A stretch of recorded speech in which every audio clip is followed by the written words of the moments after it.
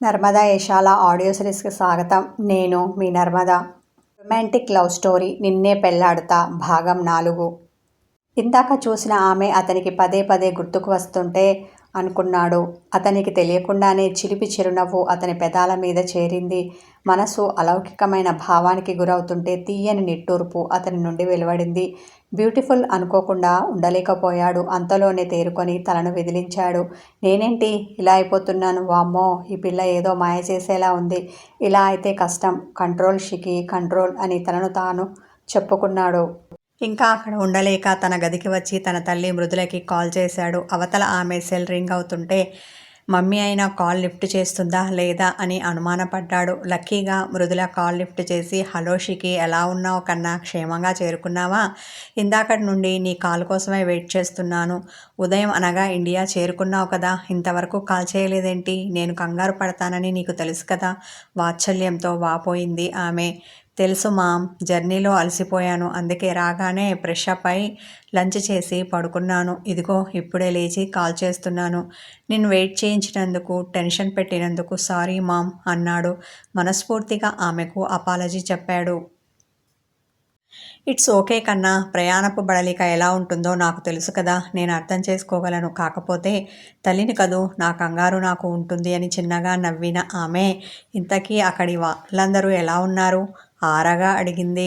అందరూ బాగున్నారు మామ్. అత్త నీ గురించి అడిగింది, నువ్వెప్పుడు వస్తున్నావని.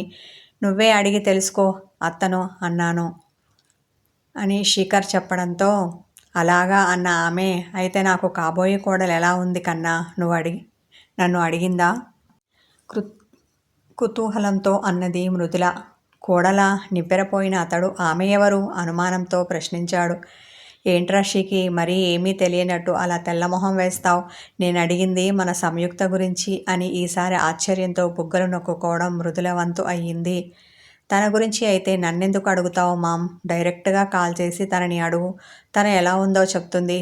ఇప్పుడే ఆమెను తనకు భార్యగా తల్లి డిసైడ్ కావడం అతనికి నచ్చక చిరుకోపం చూపించాడు. దాంతో ఆమె మళ్ళీ సంయుకి సంబంధించి ఏమీ అడగలేదు. టాపిక్ మరల్చి వేరే విషయాలు మాట్లాడింది. అలా తల్లితో చాలాసేపు మాట్లాడిన తర్వాత ఆమెకు బాయ్ చెప్పి కాల్ కట్ చేశాడు శిఖర్. ఏంటో ఈ పెద్దవాళ్ళు, పిల్లలు పుట్టగానే వీళ్ళు వీళ్ళకి భర్త, వీళ్ళు వీళ్ళకి భార్య అని ముందే డిసైడ్ అయిపోతారు. పెద్దవాళ్ళం అయ్యాక మా మనసులో ఏముంది అనేది తెలుసుకోరు, అసహనంతో విసుక్కున్నాడు శిఖర్. ఇంతవరకు అతడు సంయుక్త గురించి ఏమీ ఆలోచించలేదు. ఇండియా నుండి వెళ్ళిన తర్వాత అతడు దాదాపుగా ఆమెను మర్చిపోయాడని చెప్పొచ్చు.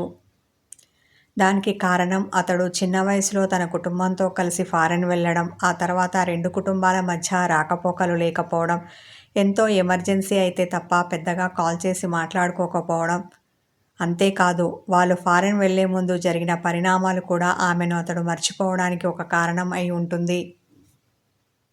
కానీ సంయుక్త అలా కాదు. అతడు వెళ్ళినా అతనితో గడిపిన చిన్ననాటి జ్ఞాపకాలు ఆమెను వీడలేదు. మనసులోనే అతన్ని ఆరాధిస్తూ అతడే తన భర్త అని ఫిక్స్ అయింది. తల్లితో మాట్లాడిన తర్వాత శిఖర్ మళ్ళీ రితీష్కి కాల్ కలిపి ఫోన్ చెవి దగ్గర పెట్టుకున్నాడు.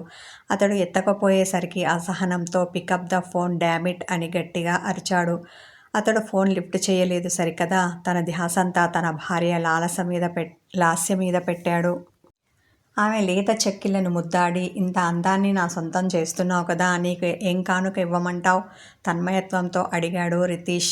మీరే నాకొక కానుక, ఇంతకన్నా నాకు ఇంకేమీ వద్దు అని సిగ్గుపడుతూ అతని మెడవంపులో ముఖం పెట్టింది లాస్య. ఆమె వెచ్చని ఊపిరి అతనిలో గిలిగింతలు రేపగా, అవునా, నువ్వు అలా ఫీల్ అవుతున్నావా? సంతోషంతో అన్న అతని హృదయం ప్రేమభావంతో పొంగింది. అతడిక ఆగలేక ఆమె అధరాలను ఆత్రంగా అందుకున్నాడు. ఆమె వంపుసొంపులన్నీ అతని చేతుల్లో నలిగాయి. అతని దంతాల ఆనవాళ్లు ఆమె ఒంటిపై గర్వంగా మొలిచాయి. వారి ఉచ్ఛ్వాస నిశ్వాసాలతో ఆ గది వేడెక్కింది. దాన్ని చల్లబరచడం కోసం స్పీడ్గా తిరుగుతున్న ఫ్యాన్ తన ప్రయత్నంలో విఫలమైంది. కిటికీ అద్దాలలో నుండి తొంగి చూస్తున్న చంద్రుడు సిగ్గుపడి మబ్బుల మాటున దాగాడు. చల్లగా వీస్తున్న పిల్లగాలి వాళ్ళ శృంగార సామ్రాజ్యంలో తాము వింజారమరలు వీద్దామని కిటికీ సందుగుండా లోపలికి దూరే ప్రయత్నం చేసింది. కానీ గట్టిగా బిగించబడిన ఆ అద్దాల కిటికీ తలుపులు వాటికి ఆ అవకాశం ఇవ్వలేదు. దాంతో అవి ముఖం ముడిచి వెనక్కి మళ్ళాయి. ఈ పూట ఆ కొత్త జంట విరిపానుపై చిన్నపాటి ప్రేమయుద్ధమే చేశారు. ఇందులో ఎవరు ఓడారో ఎవరు గెలిచారో అది వాళ్ళకే తెలియదు. కానీ దాని తాలూకు తృప్తి మాత్రం వారి చిరుచెమటల చిత్తడి ముఖాలపై స్పష్టంగా కనిపించింది. ఆమె అతని నుండి విడివడి వాష్రూమ్కి వెళ్ళింది. అతడు రిలాక్స్గా పడుకొని అలసట తీర్చుకుంటున్నాడు. ఇంతలో రితేష్ సెల్ మరోసారి రింగ్ అయింది. వీడెవడో కానీ నాకు బద్ధ శత్రువు అయి ఉంటాడు, లేకపోతే బుద్ధున్న ఏ వెధవ అయినా ఈ టైంలో కాల్ చేస్తాడా అని తిట్టుకుంటూ సెల్ ఫోన్ తన చేతిలోకి తీసుకున్నాడు. ఏదో అన్నోన్ నెంబర్ కనిపించగానే చిరాగ్గా చూసి, ఇప్పుడు ఈ కాలిల్ని లిఫ్ట్ చెయ్యాలా? నేను చెయ్యను పో అనేసి సెల్ ఫోన్ పక్కన పెట్టాడు. తల్లితో మాట్లాడిన తర్వాత శిఖర్ మళ్ళీ అతనికి కాల్ కలపగా అతడు లిఫ్ట్ చేయలేదు. దాంతో కోపం శిఖర్ నశాలానికి అంటింది. ఒరేయ్ రితీష్, ఈసారి కనుక నువ్వు కాల్ లిఫ్ట్ చేయలేదు అనుకో, నా చేతిలో చస్తావు అని తిడుతూ పట్టుదలతో మళ్ళీ కాల్ కలిపాడు శిఖర్. రిలాక్స్గా పడుకున్న రితీష్ మళ్ళీ కాల్ రావడంతో విసుగు పుట్టింది అతనికి.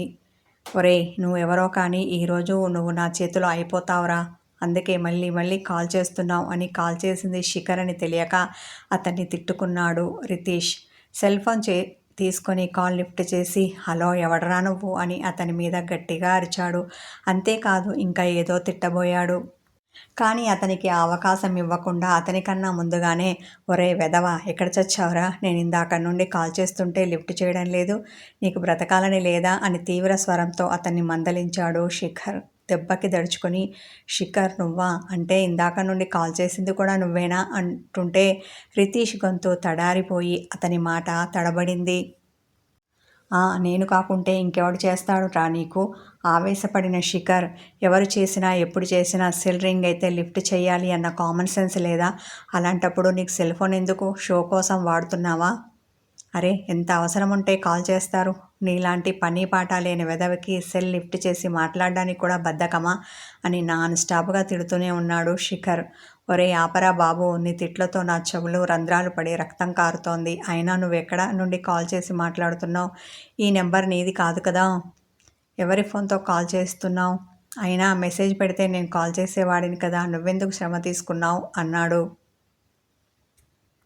శిఖర్ ఎంతో గట్టిగా కోపంతో అరిస్తే రిషిత్ మాత్రం మెల్లిగా మృదువుగా మాట్లాడాడు. శిఖర్ కోపం చల్లబడగా, నేను ఇండియా వచ్చాను అని చెప్పగానే పక్కన ఏదో బాంబు పడ్డట్టుగా అదుర్కొన్నాడు రితీష్. ఒరేయ్, నువ్వు చెప్పేది నిజమా? నిజంగానే వచ్చావా అంటూ గుటికలు మింగాడు. నీకు ఇంకా డౌటా? ఆ విషయం చెప్దామనే ఇందాక నుండి కాల్ చేస్తుంటే నువ్వు లిఫ్ట్ చేయడం లేదు, అంతేనా? నేను బయలుదేరే ముందు కూడా కాల్ చేశాను, అప్పుడు కూడా నువ్వు లిఫ్ట్ చేయలేదు. అంతగా ఏం పీకుతున్నావు? మళ్ళీ కోపం రాగా అతని మీద విరుచుకుపడ్డాడు శిఖర్. నేనేం పీకుతున్నానో నీకు పెళ్ళి అయితే తెలుస్తుంది. సెల్ ఫోన్ కాస్త దూరంగా పెట్టుకొని చిన్నగా అన్నా అతనికి వినిపించింది. పెళ్ళైతే ఏంటి గొప్ప? అంతగా ఏం పనులుంటాయి? ఫ్రెండ్ కాల్ చేస్తే లిఫ్ట్ చేయనంతగా ఒక 5 మినిట్స్ మాట్లాడలేవా అని విసుక్కున్నాడు. ఈ మాట నీ పెళ్ళయ్యాక నేను అడుగుతాను, అప్పుడు చెప్దువు కానీ ఉడుకుబోతుతనంతో అన్న రితీష్. ఇంతకీ ఎందుకు ఇండియా వచ్చావు? నా పెళ్ళెప్పుడు రమ్మని ఎంతగా అడిగాను, అప్పుడు మాత్రం రాలేదు. ఇప్పుడు అంత అవసరమేం వచ్చింది రావడానికి? అసహనాన్ని తనలోనే దాచి ఆరగా అడిగాడు రితీష్. అతడు ఎందుకు వచ్చాడో, ఏం పని మీద వచ్చాడో షార్ట్కట్గా చెప్పి, నేను నిన్ను పర్సనల్గా కలిసినప్పుడు పూర్తి వివరాలు చెప్తాను. నీ ఇంటి లొకేషన్ షేర్ చేయి, వీలు చూసుకొని వచ్చి కలుస్తాను. వచ్చే ముందు కాల్ చేస్తాను, లిఫ్ట్ చేసి చావు, లేదంటే నా చేతిలో అయిపోతావు అని ఫోన్లోనే బెదిరించాడు శిఖర్. బుద్ధొచ్చిందిరా బాబు, ఇక వాయించడం ఆపు. ఇక మీదట నేను ఎలాంటి సిచ్యువేషన్లో ఉన్నా కాల్ లిఫ్ట్ చేస్తాను, సరేనా? ఇక నన్ను వదిలేస్తే నేను పడుకుంటాను. కావాలంటే రేపు ఉదయం కాల్ చేసి మాట్లాడతాను. లాస్య తన కళ్ళ ముందు రతీదేవిలా దర్శనమిస్తుంటే ప్రాధేయపడ్డాడు రితీష్. శిఖర్ చిన్నగా నవ్వుకొని, ఇప్పుడే కదరా నీకు పెళ్ళైన విషయాన్ని గుర్తు చేసుకున్నావు, మరి అప్పుడే పడుకుంటాను అంటున్నావు? నర్మగర్భంగా నవ్వాడు. ఒరేయ్ నిన్ను అని పళ్ళు పటపటా నూరుకున్నాడు రితీష్. శిఖర్ నవ్వుకుంటూ కాల్ కట్ చేశాడు.